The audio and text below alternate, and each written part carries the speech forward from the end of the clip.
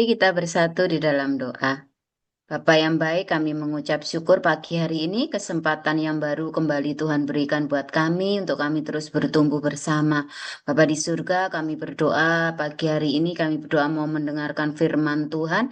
Kiranya Engkau akan memberkati setiap kami yang menjadi pendengar, bahkan anak Tuhan, anak-anak-Mu yang akan membacakan firman Tuhan, bahkan hamba-Mu Bapak Paul Jiang yang akan sampaikan kebenaran. Kiranya hikmat Allah, hikmat surga akan terus mengalir dalam kehidupan beliau. Dan kami ketika kami belajar firman-Mu, kami terus mengerti hari lepas hari. Dan kami bertumbuh di dalam iman. Berkati ya Tuhan, pemberitaan firman Tuhan pagi hari ini hanya di dalam nama Tuhan Yesus. Tuhan yang menjadi juru selamat kami yang hidup. Haleluya. Amin. Terima kasih Bu Elia. Terima kasih Bu Rumiasi, Tuhan Yesus memberkati. Ya, silakan Bu Ayu, nanti dilanjutkan oleh Pak Cecep ya. Silakan. Baik, Bu Eliester. Saya akan membacakan Mazmur pasal 95. Marilah kita bersorak-sorai untuk Tuhan, bersorak-sorak bagi gunung batu keselamatan kita. Biarlah kita menghadap wajahnya dengan nyanyian syukur, bersorak-sorak baginya dengan nyanyian mazmur. Sebab Tuhan adalah Allah yang besar dan Raja yang besar mengatasi segala Allah. Bagian-bagian bumi yang paling dalam ada di tangannya. Puncak gunung-gunung pun kepunyaannya. Kepunyaannya laut. Dialah yang menjadikannya dan darat. Tangannya lah yang membentuknya. Masuklah, marilah kita sujud menyembah, berlutut di hadapan Tuhan yang menjadikan kita. Sebab dialah Allah kita, dan kitalah umat gembalaannya, dan kawanan dombanya, saya ulang, dan kawanan domba tuntunan tangannya. Pada hari ini, sekiranya kamu mendengar suaranya, janganlah keraskan hatimu seperti di Meriba, seperti pada hari di masa di padang gurun. Pada waktu nenek moyangmu mencobai aku, menguji aku, padahal mereka melihat perbuatanku. 40 tahun aku jemu kepada angkatan itu, maka kataku, mereka suatu bangsa yang sesat hati, dan mereka itu tidak mengenal jalanku. Sebab itu aku bersumpah dalam murkaku, mereka tak akan masuk ke tempat perhentianku. Demikian.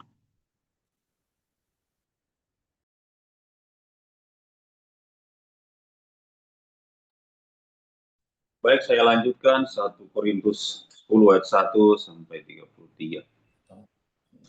Aku mau supaya kamu mengetahui, saudara-saudara, bahwa nenek moyang kita semua berada di bawah perlindungan awan dan bahwa mereka semua telah melintasi laut.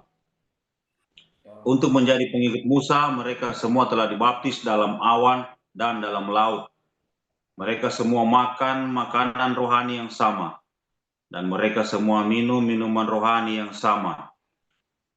Sebab mereka minum dari batu karang rohani yang mengikuti mereka, dan batu karang itu ialah Kristus. Tetapi sungguh pun demikian, Allah tidak berkenan kepada bagian yang terbesar dari mereka, karena mereka ditewaskan di padang gurun. Semuanya ini telah terjadi sebagai contoh bagi kita untuk memperingatkan kita, supaya jangan kita menginginkan hal-hal yang jahat seperti yang telah mereka perbuat. Dan supaya jangan kita menjadi penyembah-penyembah berhala, sama seperti beberapa orang dari mereka, seperti ada tertulis, maka duduklah bangsa itu untuk makan dan minum. Kemudian bangunlah mereka dan bersukaria. Janganlah kita melakukan percabulan seperti yang dilakukan oleh beberapa orang dari mereka. Sehingga pada satu hari telah tewas 23.000 orang.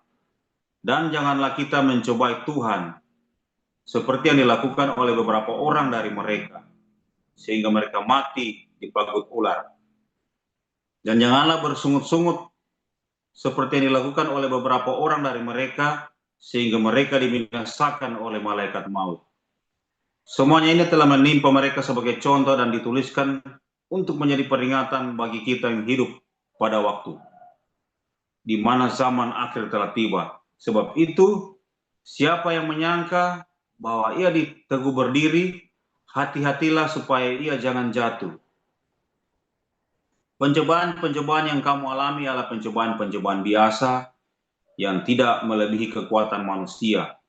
Sebab Allah setia, dan karena itu Ia tidak akan membiarkan kamu dicobai melampaui kekuatanmu.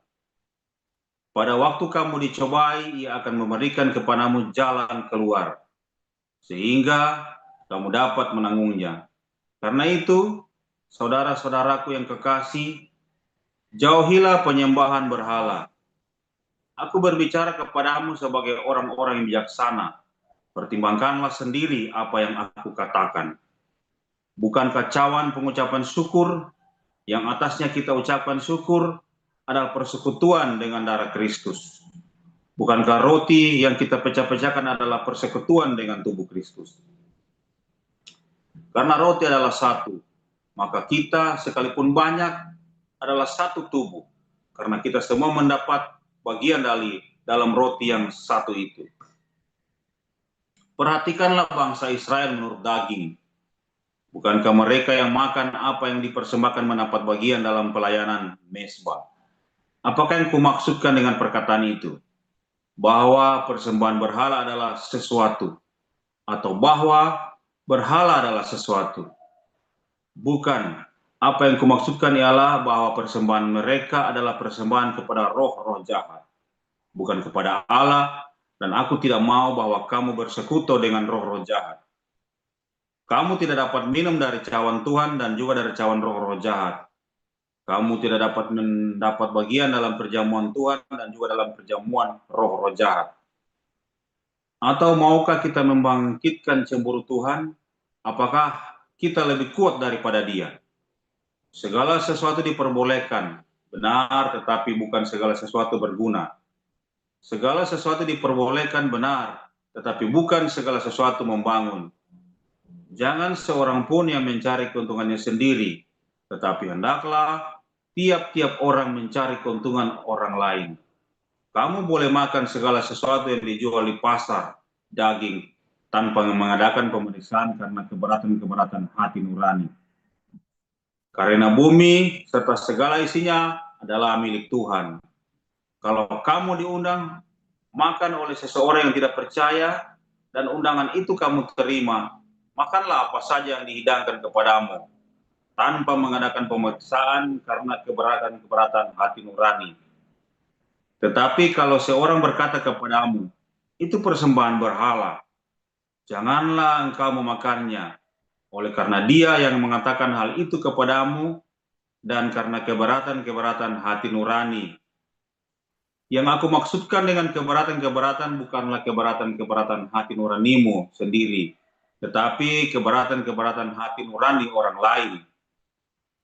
Mungkin ada orang yang berkata, mengapa kebebasanku harus ditentukan oleh keberatan-keberatan hati nurani orang lain?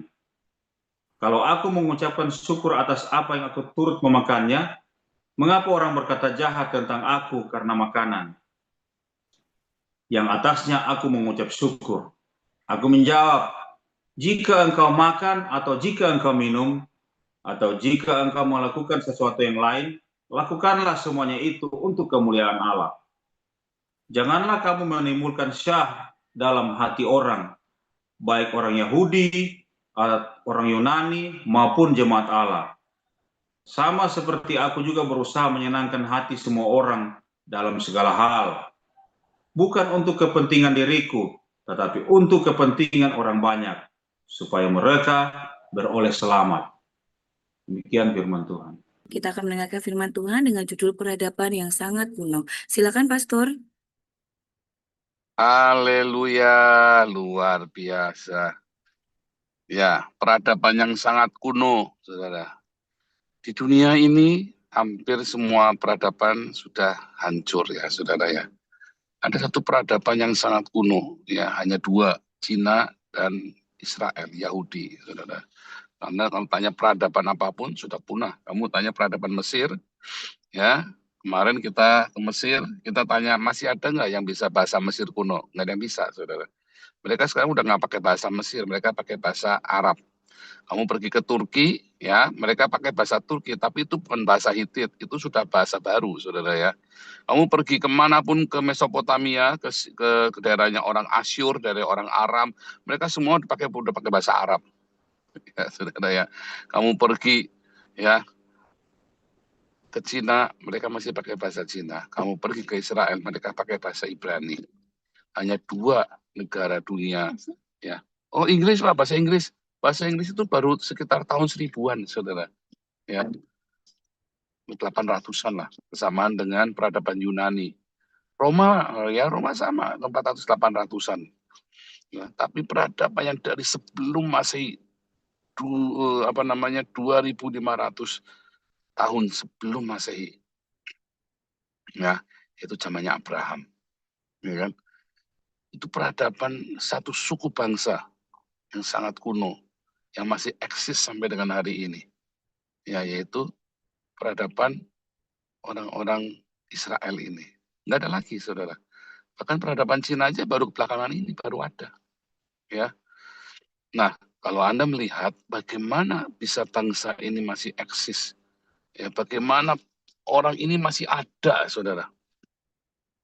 Kalau kamu tanya, ya, Allahnya orang Babel, Marduk, Merodak, gitu ya.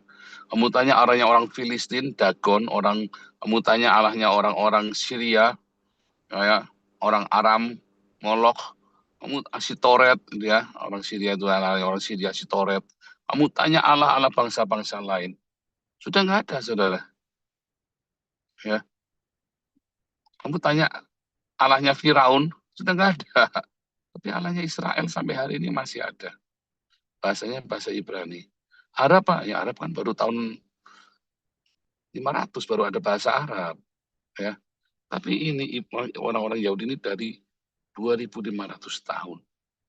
Dan sampai hari ini masih ada peradabannya, ya, kitab sucinya masih ada, bahasanya masih ada, arkeologinya masih ada. Kalau Islam, arkeologinya udah musnah semua. Kamu tanya arkeologinya keluarganya Muhammad udah nggak ada, saudara. Ya, bahkan yang Pak, itu yang di Medina, apa itu makamnya siapa? Belum tentu itu Muhammad, saudara. Yang mau taruhan berapa, ayo kita taruhan 1 miliar, saya juga berani. Ya, 1 miliar rupiah saya kasih gali itu kuburan, belum tentu itu Muhammad, saudara. Ya, itu kan bilangmu ya katanya, saudara, nggak ada buktinya. Nyatanya sekarang semua keluarganya Muhammad makanya kan dihancurkan semua, nggak ada lagi. Ya, karena orang Islam itu nggak punya peradaban, dihancurkan, ganti khilafah, dihancurkan. Kenapa, saudara? Karena mereka selalu membuat, ya, mengarang sejarahnya. Mereka selalu merekayasa masa lalunya. Ya, kalau Anda belajar tentang portal waktu, ya, dulu kita belajar, ya, dari koinonia kita belajar portal waktu. Saudara, kamu tahu nggak kita bisa kembali ke masa lalu dengan berdamai dengan masa lalu. Agar kamu bisa kembali ke masa lalu dan fix memperbaiki masa lalumu dengan memaafkan.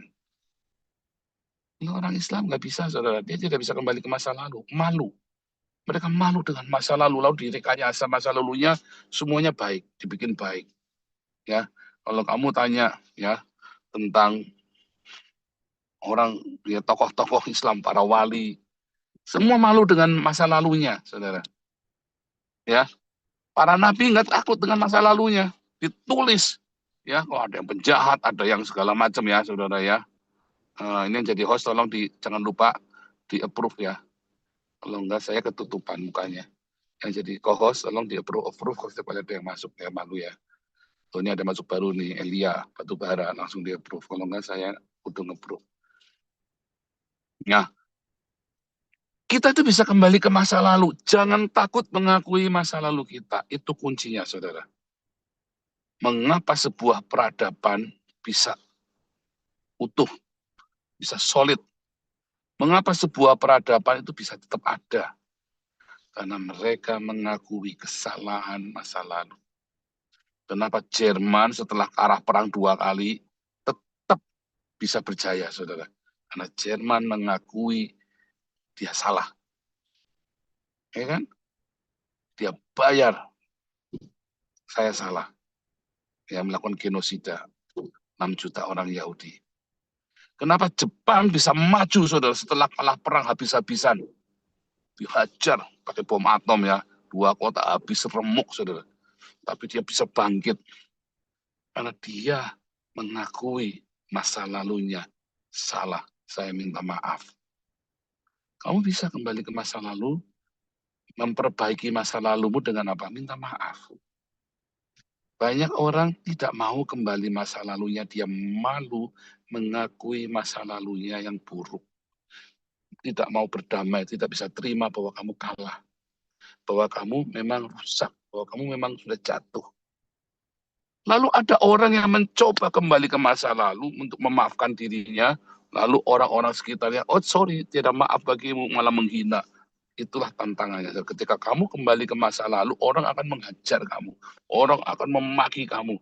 Dan kamu takut. Kamu tutup kuping. Akhirnya kamu nggak jadi. Kamu bisa pergi ke masa lalu. Kamu punya portal waktu. Kamu punya mesin waktu untuk kembali ke masa lalu. Dengan kamu ingat, kamu terima, kamu berdamai, kamu maafkan. Ya.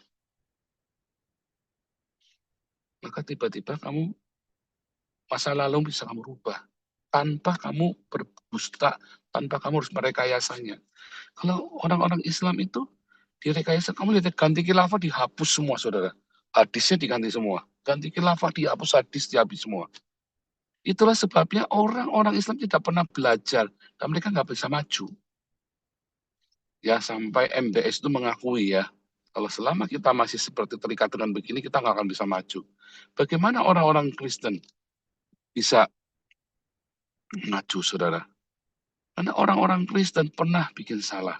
Gereja pernah masuk masa kelam. Dan dia mengakuinya. Gereja pernah membunuh orang-orang yang tak bersalah, saudara. Perempuan-perempuan, tabib-tabib yang luar biasa pandai. Tapi gereja takut karena dia bukan dari gereja. Mengapa orang awam bisa menyembuhkan orang sakit tapi gereja nggak bisa? Kalah pamor. Akhirnya dituduh ini penyihir. Asal ada orang perempuan pinter bilang penyihir, saudara. Ya kan? Dan gereja mengakuinya. Ketika gereja masuk di dalam masa abad ke-8, gereja mengakuinya ada kesalahan. Ketika gereja Katolik ada skandal, banyak skandal. Dari mulai pedofilia, korupsi. Paus Francis mengakuinya. Sekarang gereja Katolik pulih, saudara, di Eropa. Mulai penuh jemaatnya, saudara. Mulai penuh. Ada pengakuan kesalahan di masa lalu. Kalau kamu tidak bisa mengakui masa lalumu, saya maunya begitu, Pak, mengakui masa lalu, tapi saya nggak tahan, Pak, dengan cercaan, dengan hinaan, dengan cibiran. Itulah tantangannya, saudara. Kamu kira masuk ke portal waktu itu enak, saudara? Gampang. Enak nggak? Nggak enak. Dagingmu nggak enak. Tapi percayalah, saudara, masuklah ke portal waktu itu. Introspeksi, akui, berdamai. Kalau ya kan, maafkan, buka perdamaian itu. Ada Tuhan Yesus. Bareng kamu perginya bareng Yesus, jangan sendirian. Nggak tahan. Kalau ingat-ingat masa lalu saya, takut. Saya sampai pernah takut ketemu orang, saudara ya. Saking malunya saya takut ketemu kalau orang takut kenal. Seperti haunted begitu ya. Sampai Tuhan mendamaikan saya. Ya, saya memang kriminal. Ya, memang saya residivis. Ya, memang saya penjahat. Kamu nggak suka saya, nggak apa-apa. Tuhan mau pakai saya. Oh, enggak mungkin Tuhan pakai orang kayak kamu. Ya, itu serah kamu, itu maunya Tuhan, emang kamu Tuhan. Dan hari ini orang yang mencibir saya, ya maaf kata, hidupnya tidak lebih mulia dari saya, saudara. Orang yang mencibir itu semuanya. Jangan orang yang memaki saya katanya penjahat kriminal, mereka semua mana semua? Ya, bahkan orang Islam aja nggak berani jelek-jelekin saya sekarang, saudara. Orang Islamnya saja nggak berani jelek-jelekin saya. Ya kan? Pendeta-pendeta coba, siapa berani bongkar-bongkar masa lalu saya, saudara? Jangan sampai kamu yang dibongkar sama Tuhan. Karena ketika kamu kembali ke masa lalumu, saudara, kamu sendirian, kamu tidak tahan. Banyak psikolog ya atau psikiater berusaha menggali masa lalu orang, ya dengan dengan hipnos terapi segala macam. Akhirnya tambah compong. Ya bisa, damai ada yang berhasil ada. Tapi benarkah dia berhasil, saudara? Maaf ya, mungkin wawasan saya kurang luas. Tapi tanpa Yesus kamu tidak akan pernah bisa punya pengampunan yang sejati, saudara. Ya, kamu tetap bisa mengampuni. Apa dasarmu mengampuni? Apa dasarmu mengampuni? Ketika saya bilang aku mengampuni, kenapa aku mengampuni? Ya karena aku juga diampuni sama Tuhan. Saudara pernah utang uang lalu dihapus nggak? Saya pernah, saudara ya. Saya hutang sama orang ya 475 juta, dan yang satu 500 juta, yang satu 100 juta, saudara. Itu sisa hutang saya waktu itu ya, saudara ya. Saya udah nggak punya barang, udah nggak punya tanah, karena saya punya rumah pun saya jual, sebagian buat tutup utang yang di sana, sebagian langsung tak buka semua, karena saya nggak mau. Ya, itu hasil kejahatan semua. Yang saya punya itu hasil kejahatan semua waktu itu. Ada yang kerja dari benar, cuma udahlah, itu semua hasil kejahatan rata-rata. Dan sudah di-upgrade hidup saya kan dengan hasil kejahatan. Jadi saya, yang tersisa dari saya pun saya buang. Tinggal itu tuh, nyangkut, saudara ya. Sekarangnya datang sama saya, dia ambil kertas, dihapus utang saya, saudara. Judulnya Surat Berita Acara Penghapusan Hutang. Saudara pernah ngalamin gitu nggak, saudara? Saya ngalamin tuh, berita acara penghapusan hutang. Ya karena sudah tidak mampu, sudah selesai, makanya hutangnya dihapuskan. Nah karena saya pernah dihapuskan hutangnya, saya tahu rasanya. Ketika ada orang berhutang sama saya, berikutnya nggak pernah saya tagih lagi, saudara. Ya kalau saya tanya, kamu mau bayar nggak? Ya sekarang nggak ada duitnya, ya sudah. Oke, kamu mau bayar nggak? Sekarang belum ada duitnya, ya udah nggak usah bayar. Kaget orang itu, saudara. Utang itu cuma utang sama saya 100 juta, utang saya 1 miliar dihapus, saudara. Iya kan? Dia cuma utang 100 juta sama saya. Usah dipikir. Saudara, saya mengampuni, saya bisa memaafkan karena saya sudah dimaafkan yang besar. Itu kisah nyata beneran ya. Itu saya dihapus utang, itu saya sampai kaget tuh. Saya pikir lawyernya mau ngapain, saya sudah siap tarung waktu itu ya. Saya sudah pasang ini, waduh, premannya mau keluar lagi, saudara. Tiba-tiba, sabar Pak Paul, dia ambil kertas. Baca dulu baik-baik ya. Baca baik-baik ya. Kamu tuh mimpi apa semalam? Kok disayang sama Tuhan? Dia bilang. Saya kaget, sudah surat penghapusan hutang 475 juta. Yang satu 500, ada lagi 500 juta. Yang satu 100 juta, saudara. Saya ngalamin ya, orang begitu yang ke saya ya. Tapi bisa jadi karena mereka tahu saya siap tempur etan-etanan. Tapi buat apa tempur dihapuskan? Dia orangnya kalau mau apapun ya saya nggak tahu lah alasan itu orang itu apa. Pokoknya dihapus dosanya ya, saudara ya. Ini kalau pikir bisa jadi karena dia takut, tapi ya pokoknya saya waktu itu sudah nggak, kalau saya tempur saya pasti sudah kalah, udah nggak punya kekuatan, karena saya sudah bertobat. Ya kan? Saya udah nggak menjadi penjahat. Kalau dulu saya nggak bercanda banyak, ketok kepala segala macam dulu pakai kekerasan, teman. Waktu itu saya memang udah mau bertobat. Dan dia memang ngomong, kamu memang cocoknya melayani Tuhan saja. Dia bilang begitu, saudara ya. Iya ya. Iya, memang sekarang aku kembali melayani Tuhan. Dulu seharusnya aku melayani Tuhan. Tahun 99 saya sudah jadi pendeta. Ya sudahlah, kamu melayani Tuhan saja, jangan belok-belok. Ya, ya. Makanya orang bikin sama masalah, ya udahlah, udah nggak usah dipikir. Tahu utangnya 10 juta, ada yang utang 3 juta, ada yang utang 500, apalagi 500, nggak usah dipikir. Saya bilang sama istri saya, udahlah, nggak usah ruwet lah. Kita sudah diampuni yang begini kok. Kita harus kasih karunia juga ke orang lain. Ya, saudara ya. Kembali ke masa lalu itu luar biasa. Kalau kamu bisa pakai mesin waktu, andai aku bisa memperbaiki masa lalu. Ya, bisa. Bersama Tuhan Yesus kamu bisa tembus ke portal waktu itu. Kamu tinggal berdoa sama Tuhan, duduk diam, kamu ingat masa itu, kamu kembali ke masa itu dan bilang, aku berdamai. Aku menerima kekalahanku, aku menerima kesalahanku, aku mengakui kesalahanku, aku mengakui bahwa aku memang bodoh saat itu. Dan aku mau berdamai, aku mau terima, dan aku mau mengampuni orang-orang yang mencelakakan aku saat itu. Saat itu, saudara, kamu itu namanya fixing, tikun, ya. Kamu bisa tikun Allah, kamu bisa memperbaiki, ya, tikun khayim, ya, kamu bisa memperbaiki masa lalumu, kehidupanmu, kamu fixing, saudara, secara kamu bukan direkayasa, diperbaiki dengan apa? Dengan berdamai, dengan memaafkan, hadapin, dan kamu mulai dengan lembaran yang baru. Kamu akan kuat, kamu akan pandai, kamu akan berhikmat, kamu akan jaya.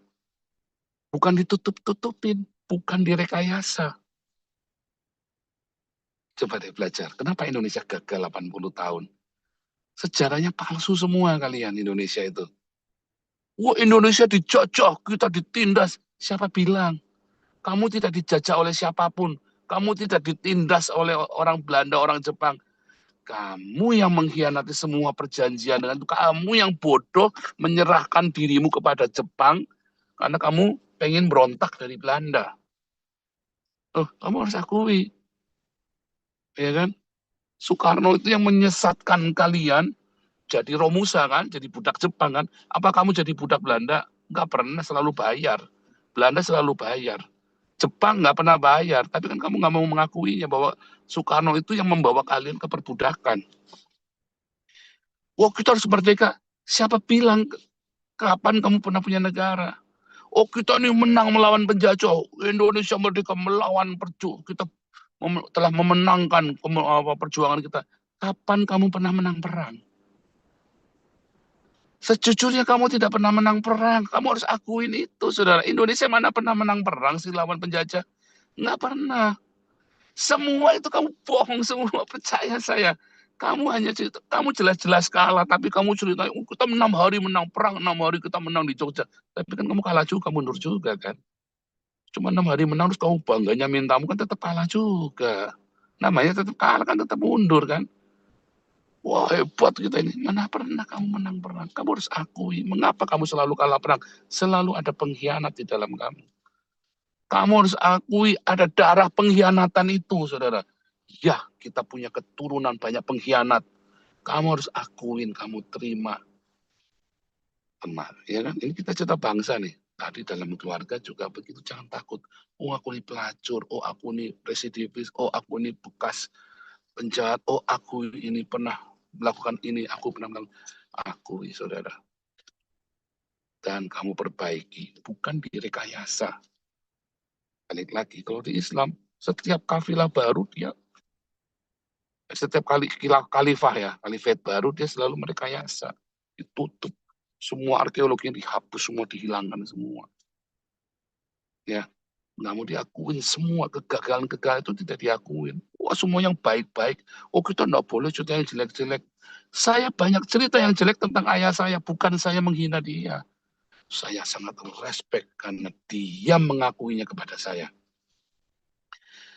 Dia bilang, kamu dengerin ya, kalau kamu seperti ini, lihat, ini hasilnya begini. Kalau begini, ini loh hasilnya begini, salah. Jadi papi saya, dia cerita, dia tahu dia gagal, dia ceritakan ke saya apa yang salah. Dan saya senang, itu warisan yang luar biasa. Dan saya tahu di mana salahnya. Jadi bukan tanda tanya mengapa begini ya. Enggak, saya tahu karena papi ngajari saya, ini salah loh. Kenapa? Ya papi udah bikin-begini. Kamu jangan ikut lagi. Dan itu yang selalu saya ajarkan ke anak saya. Papa sudah bikin begini salah ya. Jangan kamu ulangin lagi. Ini salah ya. Walaupun memalukan, saudara. Ya, bisa. Kamu kan pengen kembali ke masa lalu untuk memperbaikinya. Inilah waktunya kembali ke masa lalu. Begitu kamu perbaiki, berdamai, ampuni, terima, maju. Kamu punya ilmu baru, saudara. Maju, kamu pasti hebat. Kamu pasti akan kuat seperti orang Israel. Tidak ada yang tidak diakui. Ya, Simpson, ADHD, Daud yang psikopat, ya kan? Salomo yang cabul. Semua diakui semua, saudara. Ya kan? Apa yang luput? Incest, Lot sama anaknya kawin, diakui semua, saudara. Kita belajar semuanya. Itulah sebabnya Israel menjadi bangsa yang hebat. 27 negara, 2 miliar orang berusaha menghancurkan 18 juta orang Israel. Nggak pernah menang. Kenapa? Karena orang ini belajar dari kesalahan-kesalahan di masa lalu yang dia terima. Dia tidak cari siapa salah. Dia berdamai. Dia tidak cari siapa salah, tapi dia selalu kembali ke masa dan mengampuni dosa-dosanya. Ya kan? Dan berdamai, terima. Perbaiki, saudara. Bang, ini hebat sekali. Bangsa yang masih ada sampai hari ini dengan peradaban yang sama, dengan bahasa yang sama, dengan ritual penyembahan yang sama, saudara. Budaya, kultur, agama, bahasa yang sama. Tapi selalu hadir dengan restorasi yang luar biasa. Ya, Tuhan Yesus memberkati.